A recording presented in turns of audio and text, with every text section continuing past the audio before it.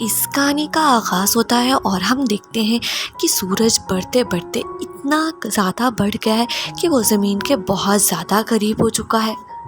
अब इंसानों की हिफाजत के लिए एक टीम बनाई जाती है जिसका नाम यूएजी होता है, जो इंसानों की हिफाजत के लिए काम करते हैं। ये लोग इंसानी दिमाग को एक चिप में सेव कर लेते थे, जिससे ये होता था कि वो मरने के बाद भी अपनी फैमिली के साथ रह सकते थे, क्योंकि वो चिप किसी भी चीज़ में डाली जा सकती थी। मगर ये प्रोसेस बहुत ज़्यादा कॉस्टली था। इसी वजह से इस प्रोजेक्ट को ख़त्म कर दिया गया। अब एक नया प्रोजेक्ट जिसका नाम वॉन्डरिंग अर्थ था, जो कि ज़मीन पर बहुत बड़े बड़े इंजन लगाने थे, जिनकी मदद से ज़मीन थोड़ी सी ऊपर उठ सकती थी और वो सूरज से दूर किसी और प्लेनेट के करीब हो सकती थी। मगर ये टेस्ट ज़मीन पर करने के बजाय पहले चांद पर किया जाना था और इसके लिए दुनिया से बड़े बड़े एस्ट्रोनॉट को बुलाया गया। इन एस्ट्रोनॉट में एक एस्ट्रोनॉट लैब भी मौजूद होता है। दूसरी तरफ अवाम ने पहले प्रोजेक्ट के बंद होने की वजह से एहतजाज शुरू कर दिया था। उससे में आकर अवाम एस्ट्रोनॉट पर ही हमला कर देती है और इनमें एक फीमेल इनका बहुत ज़्यादा डट कर मुकाबला करती है और उसके बाद एक स्पेसशिप इनको चांद पर लेकर जाती है, जो कि 90,000 की बुलंदी पर होता है। अब उस स्टेशन पर पहुंचने के बाद इनकी ट्रेनिंग का आगाज़ हो जाता है। सभी लोग बहुत अच्छे से ट्रेनिंग करते हैं और इनमें एक लियो और हैंक भी होते हैं, जिनकी ट्रेनिंग के दरमियान बहुत ज़्यादा गहरी दोस्ती हो जाती है। अब जब हैंक की ट्रेनिंग मुकम्मल हो जाती है तो वो अपने दूसरे दोस्तों के साथ चांद पर जाने वाली थी। इसी वजह से लियो से फूल गिफ्ट करता है। अभी वो वहाँ से वापस जाने ही वाला होता है कि अचानक से स्टेशन का दरवाज़ा बंद हो जाता है और वो भी उसके अंदर ही रह जाता है। हैंक उसे जल्दी से सूट पहनने का कहती है ताकि वो भी उनके साथ अब जा सके, लेकिन अचानक से उनका सिस्टम हैंग हो जाता है। ऐसा लगता है कि सारा सिस्टम ही किसी ने हैक कर लिया हो। अब इनकी स्पेसशिप फिर से ज़मीन पर वापस आने वाली थी, क्योंकि जगह जगह पर धमाके हो रहे थे और अचानक से इनकी स्पेसशिप में भी वो लोग आ जाते हैं और वो कुछ लोगों को मारना शुरू कर देते हैं। फिर वो इनकी आईडी चुराने लगते हैं ताकि इनका डाटा इकट्ठा कर सकें। अब वो लोग इनकी स्पेसशिप में भी बॉम्ब फिट करते थे, जिसकी वजह से स्पेसशिप में बहुत बड़ा धमाका होने वाला था। दूसरी तरफ ली और हैंक इनका बहुत ज़बरदस्त मुकाबला करते हैं, मगर इतने स्पेसशिप के अंदर लगा हुआ बॉम्ब ब्लास्ट हो जाता है और बहुत ज़्यादा ऊंचाई से नीचे गिरने की वजह से काफ़ी सारे लोग मारे जाते हैं और बहुत सारे ज़ख्मी भी हो जाते हैं। दूसरी तरफ प्रोजेक्ट का ओनर चाइना से मदद मांगता है। वो उन्हें कहता है कि हमें जल्द अज जल्द दूसरी टीम चाहिए जो चांद पर जाए और वो एक्सपेरिमेंट करे। अब हम दूसरी टीम को देखते हैं। हम इस टीम में मौजूद हैंगयू को देखते हैं, जो कि कंप्यूटर पर अपनी बेटी के साथ बात कर रहा होता है। इसके बाद इनकी टीम के कैप्टन आ जाते हैं, जो कि इन्हें बताते हैं कि कुछ ही महीनों में हमें ये प्रोजेक्ट कंप्लीट करना है। हैंगयू के लीडर सुपर कंप्यूटर भी लेकर आए थे और फिर हमें पता चलता है कि हैंगयू और उसके लीडर ही पहले प्रोजेक्ट को लीड कर रहे थे, मगर जैसे ही वो प्रोजेक्ट ख़त्म हुआ तो ये इस प्रोजेक्ट में शामिल हो गए। इसके बाद हमें ये भी पता चलता है कि हैंगयू की एक बेटी थी। वो अपनी माँ के साथ कार में कहीं जा रही होती है कि अचानक उनका एक्सीडेंट हो जाता है और हैंगयू ने अपनी बेटी को मरने से पहले उस पर पहला प्रोजेक्ट यूज़ करते हुए उसके दिमाग को चिप में सेव कर लिया था और इसी वजह से वो उससे बात कर सकता था। मगर ये उसका तजर्बा कुछ ज़्यादा कामयाब नहीं था। इसी वजह से अब वो सुपर कंप्यूटर का इस्तेमाल करते हुए अपनी बेटी को एक रोबोट में बदलना चाहता था, मगर उसके लीडर उसे ऐसा करने से मना कर देते हैं क्योंकि ये बहुत ज़्यादा डेंजरस था। फिर हम देखते हैं कि अचानक से एक तूफान आ जाता है, जिसकी वजह से सुपर कंप्यूटर ऑफ हो जाता है और अब उनके पास पुराने कंप्यूटर ऑन करने के अलावा कोई ऑप्शन नहीं था, जिसकी सारी इन्फॉर्मेशन हैंगयू के पास थी। लीडर हैंगयू के पास जाता है और उसे पुराने कंप्यूटर ऑन करने का कहता है।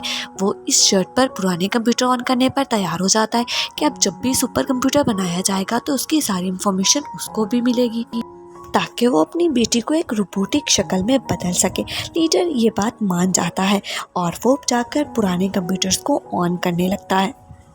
जैसे ही हैंगयू पुराने कंप्यूटर को जाकर ऑन करता है तो इंजन ऑन हो जाते हैं और चांद अपनी जगह से हट जाता है। ज़मीन पर लगे हुए इंजन भी ऑन हो जाते हैं और अब वो लोग देखते हैं कि ज़मीन भी अपनी जगह से हट रही है। अब सब लोग बहुत ज़्यादा खुश हो रहे होते क्योंकि चांद से तबाही का ख़तरा काफ़ी हद तक अब टलने लगा था, क्योंकि उनका प्रोजेक्ट कामयाब हो गया था। शुए जी ने और भी काफ़ी प्रोजेक्ट पर काम का आगाज़ कर रखा था। फिर हमें यूएजी का एक और प्रोजेक्ट दिखाया जाता है जो उन्होंने अंडर अर्थ बनाया था।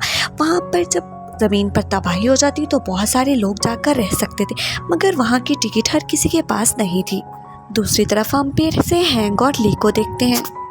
अब इन लोगों की शादी हो चुकी थी और इनका एक बेटा भी था। स्पेसशिप में बॉम्ब ब्लास्ट की वजह से हैंग को कैंसर हो चुका था और वो बहुत जल्द मरने वाली थी। दूसरी तरफ अब सुपर कंप्यूटर बन चुके थे। इन कंप्यूटर्स में बहुत ज़्यादा जदीद टेक्नोलॉजी का इस्तेमाल किया जाता है। हैंग्यू का रिव्यू लिया जा रहा होता है और ये सब हैंग भी देख रहा होता है, क्योंकि उसे अपनी बेटी का रोबोट बनाना था और शाम को वो उसी सुपर कंप्यूटर पर जाता है। लीडर उसे ऐसा करने से बहुत मना करते हैं, मगर तब तक वो बहुत सारे कंप्यूटर्स का सिस्टम ख़राब कर चुका था, जिनकी वजह से चांद पर लगे हुए इंजन ब्लास्ट हो जाते हैं और चांद अपनी जगह से हट जाता है और 7 दिन के अंदर अंदर चांद ज़मीन से टकराने वाला था, जिसकी वजह से चाइना की गवर्नमेंट ने अंडरग्राउंड सिटी को ओपन कर दिया था।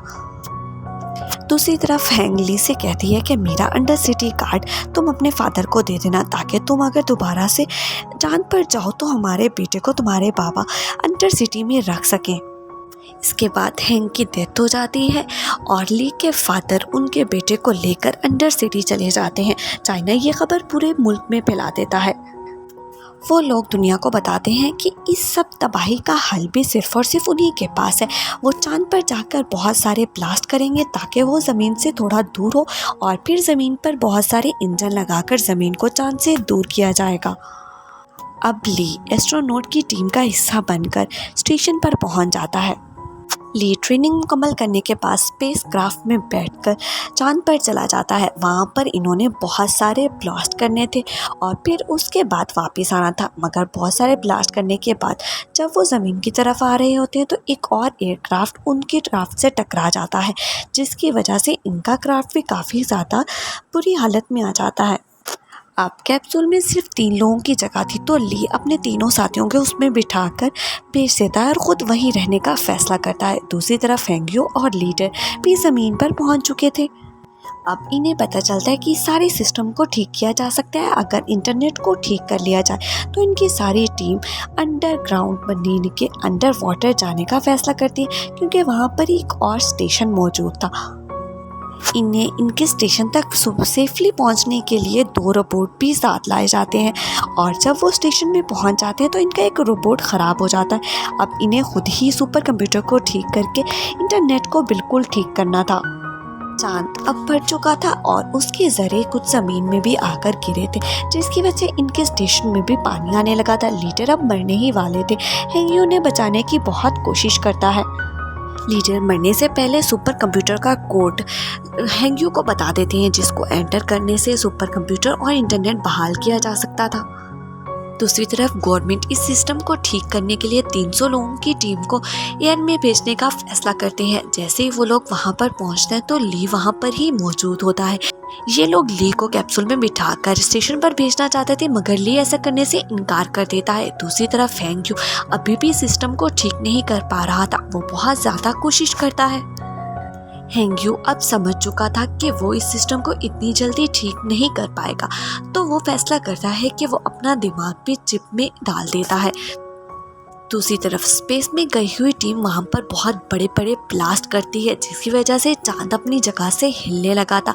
मगर जैसे ही हैंग्यू की मौत होती है और लोगों को पता चलता है कि हैंग्यू मर चुका है, तो उनकी सभी उम्मीदें ख़त्म हो जाती हैं। उन्हें ऐसा लगता है कि अब तो तबाही से कोई भी नहीं बचा पाएगा, मगर जैसे ही उसकी मौत होती है तो उसका दिमाग भी चिप में आ चुका था, जिसकी वजह से सिस्टम थोड़ा सा बहाल होने लगता है।